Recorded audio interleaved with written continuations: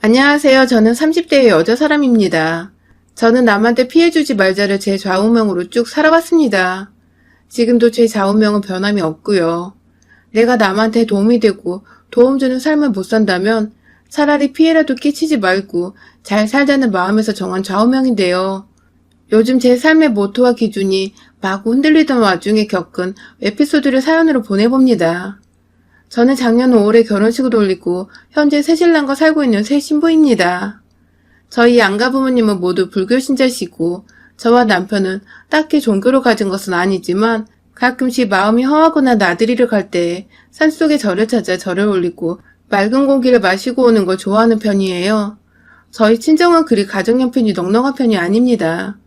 제 대학 등록금은 아버지 회사에서 지원을 해주는 바람에 운 좋게 학자금 걱정 없이 잘 다닐 수 있었지만 혜택은 딱 거기까지였어요. 곧 퇴직을 하시게 된 아빠와 조그만 상점 하나를 동네에서 운영 중인데 다달이 50만 원이 좀 안 되는 월세를 내기도 벅차시는 엄마의 아래서 저는 어떻게든 직장을 잡고 돈을 벌어와야 했습니다. 저는 이 집에 딱 하나뿐인 자식이었으니까요. 친구들이 휴학하고 짧게라도 국내외 여행을 가는 동안에도 전 단 한 번의 휴학을 생각해 본 적도 없이 오로지 취직 혹은 자격증 획득에만 몰두를 했어요. 그리고 정말로 대학을 졸업하기 전이었던 막학기 때 그 노력이 빛을 발하며 원하던 대기업에 단번에 채용이 되었고요. 그렇게 일을 하고 많은 돈은 아니지만 조금씩 월급이란 걸 받아오고 나니 부모님은 숨을 좀 트여하시는 것 같았습니다. 아빠는 인생의 절반 이상을 회사에서 일하며 보낸 분이셔서 그런지 제 직장 생활을 많이 이해해주려 하셨고 또 힘을 주려고 노력하셨어요. 가벼운 덕담부터 시작해서 아무리 용돈을 드려도 자기는 연금이 나오니까 괜찮다며 한사코 거절하곤 하셨죠. 반대로 엄마는 생활비가 필요하고 당장에 연금이 나오진 않으셔서 그런지 제가 드리는 용돈은 늘 기분 좋게 받아보곤 하셨지만 아빠만큼 늘 제 노력에 수고에 고마워하셨고 끝에는 미안하단 말을 잊지 않으셨죠. 상황이 이렇다 보니 저는 쉽사리 결혼을 생각해 볼 수가 없었습니다. 어쩌다 마음에 드는 사람을 만나서 연애를 해보긴 했지만 단 한 번도 그 사람과 결혼을 하고 아이를 낳아 새 가정을 꾸려보고 싶다는 마음이 들었던 적은 없었어요. 제가 결혼을 해버리면 재벌을 만나지 않는 이상은 평범한 남편과 살기 위해 제 월급은 온전히 새 가정을 위해 쓰여야 할 텐데 그렇게 되면 부모님께 용돈을 드릴 수가 없었으니까요. 이제 겨우 아버지 연금에 제 월급까지 더해서 밤에 먹고 싶은 배달음식 하나 정도는 마음껏 시켜 먹을 수 있는 정도가 되었는데 제 결혼으로 그 평온함과 안정을 한순간에 깨버리고 싶지 않았습니다. 그래서 요즘 젊은 사람들이 입에 달고 사는 말처럼 저 또한 결혼을 하지 않는 비혼을 선언해버렸죠. 부모님은 괜시리 본인들이 능력이 없어 제가 이런 선택을 한 것 같다며 또다시 미안해하셨어요. 집도 턱하니 사주고 딸 용돈도 마구 쥐어주면서 풍족하게 키우고 싶었는데 그러지 못했다며 두고두고 아쉬워하셨지만 전 다 괜찮았어요. 누구보다 부모님의 마음을 잘 알고 있고 또 누구보다 비혼 생활을 잘 이겨낼 자신이 있었으니까요. 그렇게 저는 일에 미친 듯이 몰두를 하며 회사에서 주는 상여금이란 상여금은 거의 다 받아왔던 것 같습니다. 통장은 두둑히 쌓여져 갔고 그럴수록 일에 미쳐서 더 열심히 일과 자기계발에 힘썼어요. 30대에 들어서고는 확실히 함께 입사했던 여자 동기들보다 직급이며 회사 내 평판에서 앞서 있었고 몇몇 떨어져 나간 남자 동기들을 제외하곤 나머지 사람들도 저와 함께 어울리고 술자리를 가지며 회사 얘기를 나누고 미래를 고민하는 것을 좋아라 했죠. 주변 사람들에게 인정도 받고 그만큼 보상이 따르는 것 같아서 아무런 불만거리 없이 직장생활을 이어갔어요. 그러던 중 제가 부모님을 따라서 주말을 맞이해 근처 뒷산에 자리 잡은 작은 사찰을 찾았어요. 평소에도 부모님과 저녁 먹고 설렁설렁 날이 좋으면 산책을 하러 가는 곳이기도 했는데요. 낮에 가면 여기저기 등산을 하다가 사찰 앞에서 잠시 들고 온 커피를 마시면서 벤치에 앉아 부모님과 담소를 나누고 있는데 웬 여자분께서 저희한테 다가오시더라고요. 엄마보다 좀 나이가 있어 보이던 그 여자분은 다짜고짜 다가와서는 가족이냐고 여기 올 때마다 보는 것 같은데 참 보기 좋다면서 칭찬을 늘어놓으셨어요. 그 바람에 저희 가족은 동시에 말로만 듣던 그 도를 아시나요? 컴퍼니에서 나오신 분이라 생각이 되어 급 경계를 하기 시작했고요. 그런데 여자분이 저희에게 다가온 이유는 아주 뜻밖이었습니다. 바로 자신의 아들과 저를 소개시켜주고 싶다는 것이었죠. 자신의 부부도 불교 신자이고 근처에 살아서 이곳을 자주 놀러 오곤 하는데 그럴 때마다 부모님을 모시고 저를 찾는 제 모습이 너무도 효녀스럽고 착해 보였다며 사업을 하고 있는 자신의 아들의 짝으로 꼭 한번 소개를 해주고 싶은데 괜찮냐 물어보는 여자의 말이 내심 기분 나쁘지는 않았습니다. 내가 아직 죽지 않았구나 하며 속으로 흐뭇해하기도 했죠. 그래도 결혼은 아니라는 생각으로 최대한 예의 바르게 거절을 했는데 글쎄 제 뒤에서 저희 부모님은 딴 생각을 품고 계셨더라고요. 그 후 제가 야근이 있거나 피곤하면 평일에는 두 분이서만 사찰을 올라가곤 하셨는데 그럴 때마다 그 여자분과 다시 마주쳤나 보더라고요. 저희 부모님 입장에서는 사업하는 아들이라고 하니 그저 딸내미를 늦게라도 여유 있는 집안에 시집을 보내고 싶으셨던 것이고 상대방에서는 결혼을 못하고 있는데 제가 딱 며느리감으로 생각이 되니 선이라도 보게 해주고 싶었던 것이고 아무튼 자식들은 아무런 스파크가 없는데 부모님들끼리 오두방정을 떨며 인연이라고 선자리를 맞추셨고 그로 인해 전 영문도 모른 채 나간 자리에서 그 여자분과 그 여자분의 아들까지 만나보게 되었습니다. 생각보다 나쁘지 않은 비주얼에 사업을 해서 그런지 제가 저희 회사 상사분들한테 보던 값비싼 시계며 옷을 걸치고는 나타난 그 남자는 저와의 대화 코드도 잘 맞고 사람이 겸손하고 예의 바른 게 참 괜찮았습니다. 도중에 어머님들은 자리를 비켜주셨는데 저는 단둘이 있을 때 더 설레고 대화가 재밌었어요. 비오는 자랑스레 외치고 다짐했던 제가 어느 순간 이성에 홀딱 반해서는 정신을 못 차리고 있다는 걸 새삼 깨달았지만 정신을 차리고 싶지 않았어요. 너무도 오랜만에 만나보는 이성이고 또 무엇보다 제 맘에 쏙 드는 사람이었기에 그냥 이대로 비혼 선언을 차려야 할까 싶은 마음이었답니다. 그리고 결국 저는 그 남자와 1년의 불타는 연애를 마치고서 끝내 결혼식을 올렸답니다. 그 사람이 바로 지금의 제 남편이에요. 남편은 결혼을 하고 나서도 제가 봤던 것처럼 예의 바르고 다정한 사람이었어요. 무슨 사업을 하는 줄은 정확히 몰랐지만 한국의 영화를 다른 나라에 팔고 수출하는 일을 한다고 들었어요. 실제로 집에는 늘 제작사로부터 받아온 영화 포스터의 홍보 마케팅 자료들로 가득했었고 마침 당시 한국 영화가 기생충으로 전 세계에서 아주 대흥행을 기록하고 있던 데라서 남편은 결혼과 동시에 더더욱 바빠졌죠. 네가 우리 집안의 보배라며 남편의 사업이 잘 풀려가는 게 제 덕이라 말씀하시는 시어머니와 그런 시어머니 옆에서 맞장구를 쳐주며 절 치켜 세워주던 남편의 모습은 참 이상적이었고 또 설렜습니다. 꿈꿔보지 않았던 결혼 생활이라 긴장을 했지만 잔잔히 잘 흘러가는 것 같아서 만족스러웠죠. 저는 저대로 제 일에 소홀해하지 않았고 오히려 시집가고 나서 사람이 나태해졌다는 소리를 듣기 싫어서 더 독하고 열심히 직장 생활에 임했어요. 그렇게 각자가 자신의 위치에서 최선을 다해 열심히 살고 있었는데 어느 날 저희 부부에게 예상하지 못했던 변수가 생겨났어요. 바로 코로나가 터져버리며 전 세계에서 봉쇄 정책이 시행되기 시작한 것입니다. 막 영화관도 못 들어가게 하고 아예 외출을 못하게 막아버린 나라들까지 생겨나자 남편의 영화 사업이 순식간에 꼬여버리기 시작했어요. 작년 수익금이 제때 지불되지 않은 건 물론이고 앞으로 추가 영화 개봉까지 확답을 못 받는 상황 속에서 남편은 완전히 두 손 두 발을 닫은 채 그저 사태가 잠잠해지기만을 기다릴 수밖에 없었습니다. 그렇다 보니 자연스레 가세가 점점 기울어져가는 듯 변해버렸고 저는 졸지에 저희 친정 뒷바라지를 하다가 남편 뒷바라지까지 해줘야 할 판이 되었네요. 처음엔 그것 또한 제 운명이겠지 하며 불평 없이 받아들이려고 했습니다. 남편이니까 기죽지 말라며 많이는 못 주지만 용돈도 조금씩 쥐어주었고 가게 살림에 필요한 돈은 무조건 제가 냈고요. 천만다행히게도 우리 사이에 아이가 없다면서 그걸 그나마 위안이라고 삼으며 살았죠. 하지만 점점 더 남편이 제게 돈을 빌려달라고 요구하고 부탁하는 일이 빈번해졌고 그 문제로 몇 번 언성이 오고 간 적도 있었습니다.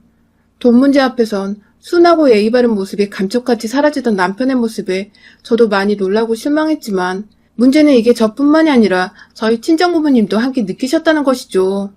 걱정돼서 반찬이라도 싸우면 왜 굳이 와서 바쁜데 인사하게 만드냐며 문을 열어드리기 전부터 제게 해서는 안 될 말을 던졌고 막상 문 열고 부모님 얼굴을 비추면 그냥 고개 한번 까딱하고는 도로 안방으로 들어가 버렸어요.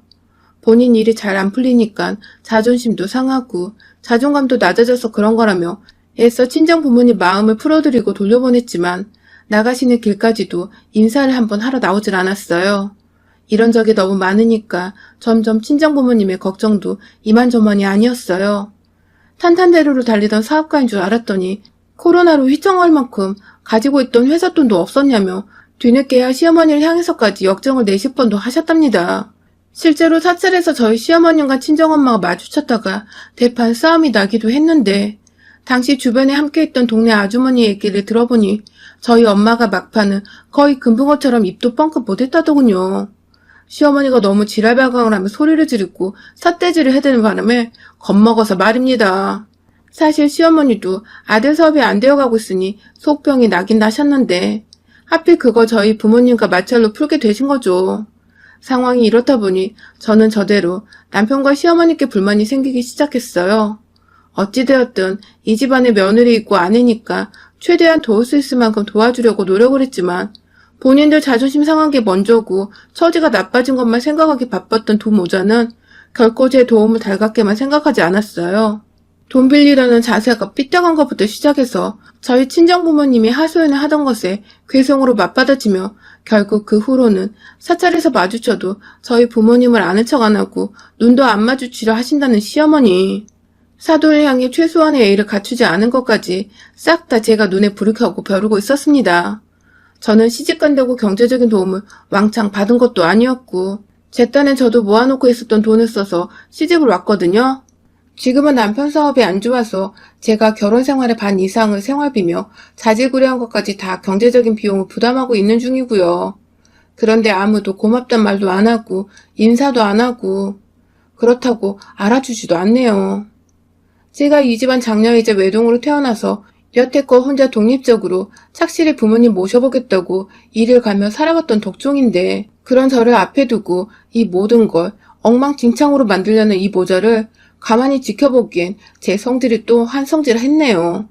그러다 결국 일이 터졌어요.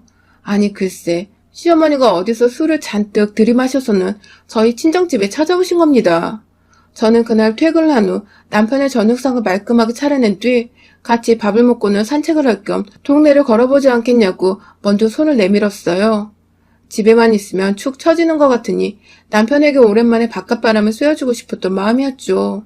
속으로 내심 아무것도 안 하고 누워 TV만 보는 이 인간이 답답한 것도 없잖아 있었지만 끝내 티 한 번 내질 않았고요. 하지만 남편은 뭐가 그리 불편하고 기분 나빴는지 제게 대답 대신 화를 내며 거절을 하더라고요. 귀찮게 왜 그러냐고 신경질을 부리던 남편의 모습은 정말 남아있던 티끌만한 정까지 떨어지게 만들었습니다. 와이프가 얼마나 만만했으면 저럴까 싶어서 순간 울컥해서 눈물이 나오려는 걸 참겠다며 후다닥 집 밖으로 나왔어요. 그리고는 동네를 산책하다가 아이스크림 몇 개를 사들고서는 친정으로 갔고요.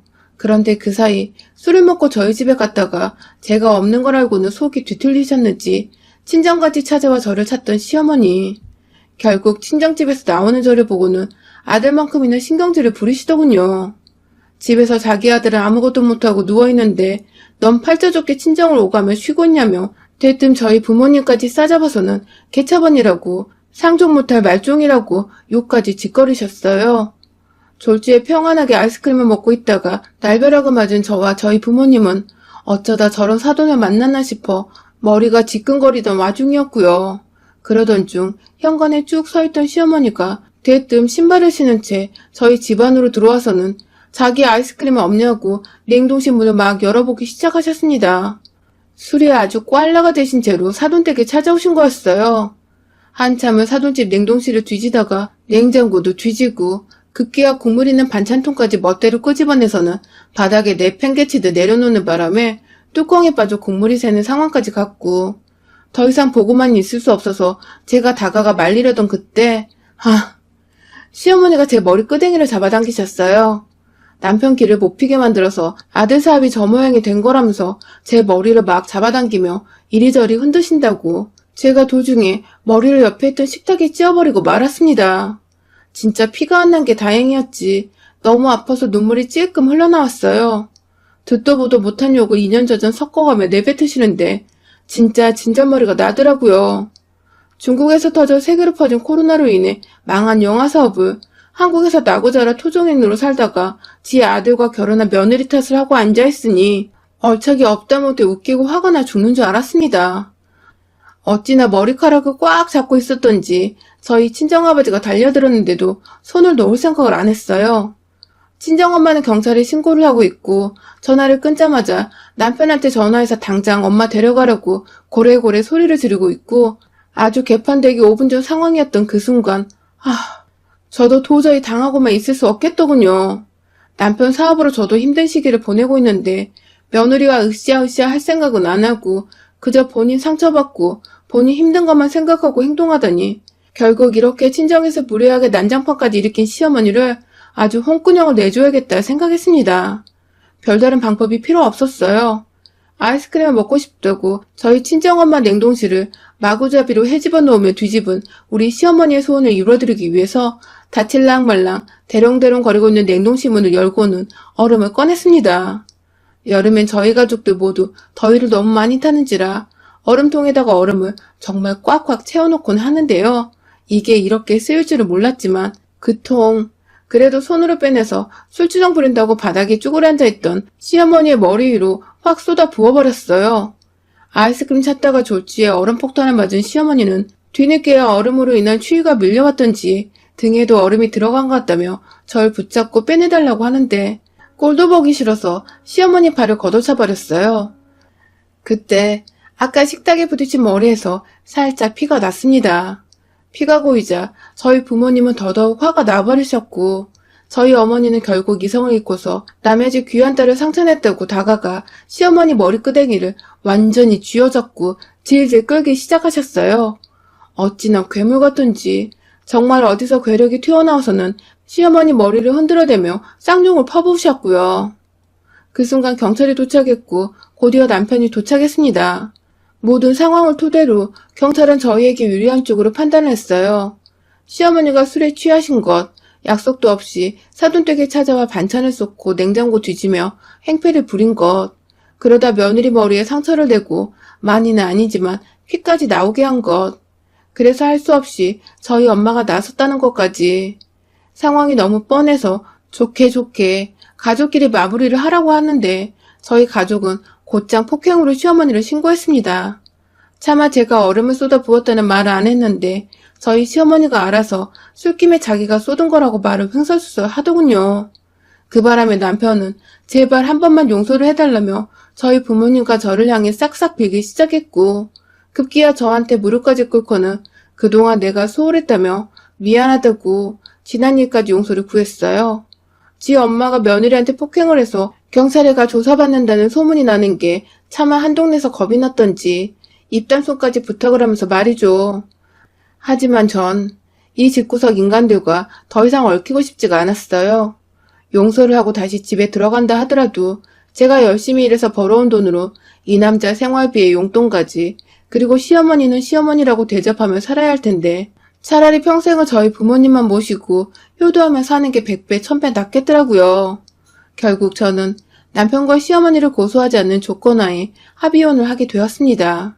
그것 외에도 남편의 사업으로 인해 제가 그간 생활비며 용돈이면 다 챙겨주고 살았는데도 마음고생이 심해 이혼하고 싶다고 얼마든지 위자료를 청구할 수 있는 상황이었지만 차마 돈 한 푼 못 벌고 있는 남편한테서 한 동네 사는데 껄끄럽게 돈 받아내고 싶진 않았어요.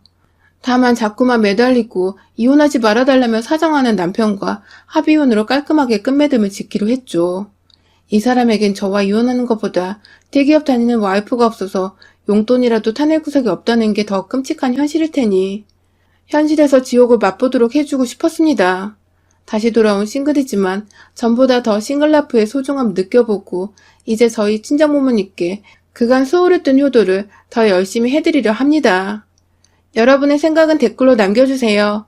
오늘도 시청해주셔서 정말 감사합니다.